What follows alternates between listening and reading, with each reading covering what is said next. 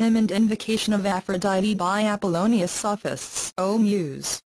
With visions thou hast filled my soul, with visions overpowering, for thou hast shown me golden Aphrodite. Now the blaze emboldens me. Like coal to brighter burning fanned by breath divine, the Cyprian enflameth me with words, seductive sounds, which swiftly would entwine my soul, as lime-twigs trap unwary birds. An ancient poet spake the truth. He said when Cypris cometh swift, high-spirited just like a hero, irresistible her onslaught, nor may anyone annul her summons. Flouting her is arrogance, a failure to respect the difference between gods and mortals. Nor can even they resist her power. She is held at bay by only three, Athena, bright-eyed Maid, and Artemis, who haunts both wood and glade, and Hestia reject the Paphian's dove, for they alone deny delights of love. The Cyprian summons is a challenge. Be thou brave and answer it, for verily a god hath willed it. Surely stinging grief will be refusal's price, so seek relief, conforming to the Paphian's will. So spake the poet truths he would instill. Far-shining Aphrodite, hear our prayer. Thou laughter-loving lady, Paphian, well-girded, golden, sea-born, Cyprian, companion, tender-hearted, or howe'er it pleaseth thee to be addressed, attend, we ask, our words of praise, and send thy grace, because thou art the source of all that's charming, graceful, all that doth enthrall in word or deed, in action, figure, face.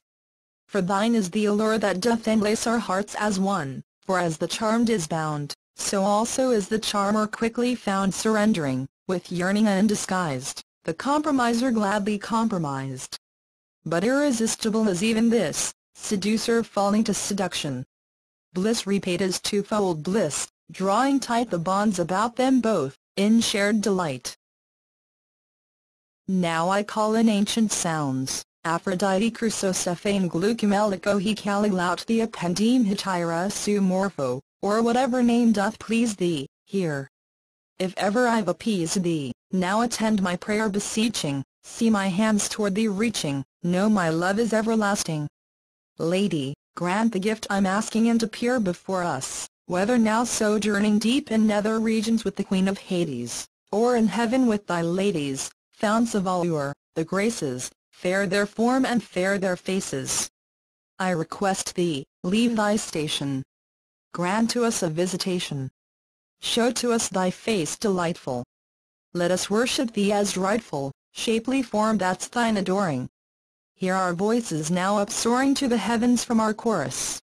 Please, we ask thee, stand before us. Queen of twilight, Queen of morning. Deeds just done or now aborning are thy favorites. Prize the clever warrior of the bold endeavor. Dear to thee the sun that's rising, thou reward for enterprising souls, thou prize of tasks completed, thou in rivalry entreated to bestow thy grace, advising, bold advances galvanizing. Such thy gift and such thy favor, bounty for the bolder, braver. Source of charm in words and faces, propagating species, races, with desire their hearts entwining, thou in starry splendor shining, Aphrodite, hear us calling. Show to us thy form enthralling. Golden goddess, we beseech thee, stretch our arms, and long to reach thee. Shining star of heaven, hear us.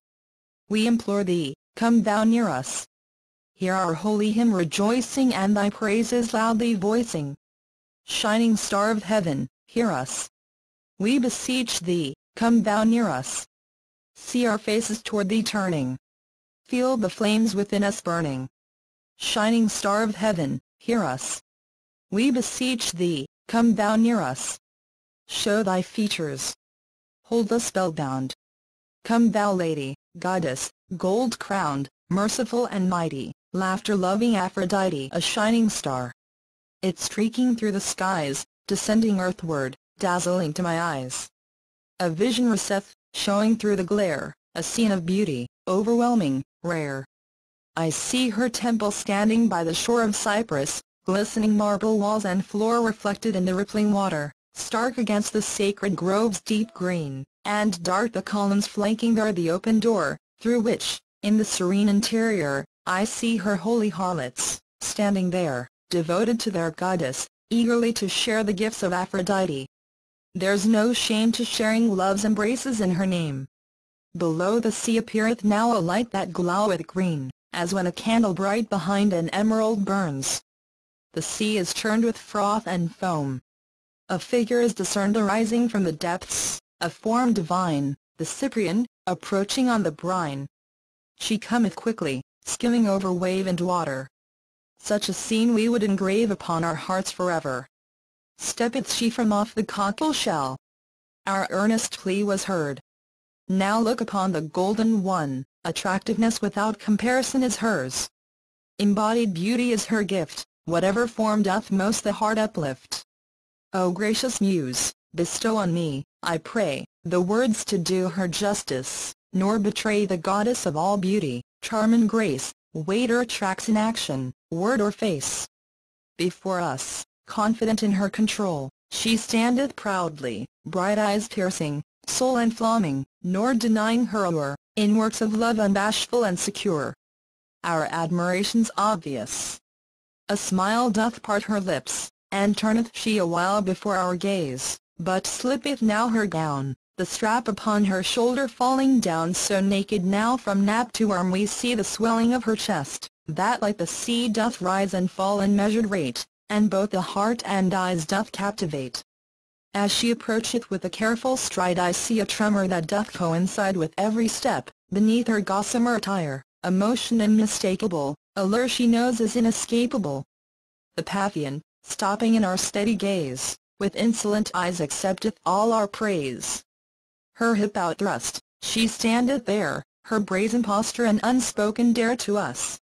I watch her naked arm draw back the folds, exposing there her side, no lack of satin skin to see, so taut around her hip. Transfixed by this, I'm held spellbound. Far more than mortal eyes can comprehend are sights like these I see. A friend indeed is Aphrodite, showing us embodied beauty, a gift most generous. A drifting cloud now comes across the scene. The vision fades, dissolving into mist. But though the goddess can't be seen, we feel her presence. Having once been kissed by her and gazed in rapture at her face, we know the worth of elegance and grace, nor ever will forget it. To her beauty too we're urged, and joy that doth the soul renew. We thank thee goddess for thy welcome gifts, for pleasures and delights, all that lifts us up to ecstasy, for they are thine. We pray thy liberal love may always shine on us, may always rouse our spirits, spur us on to seek whatever's lovelier. And if my poem hath appealed to thee, I pray that kindly would thou look on me,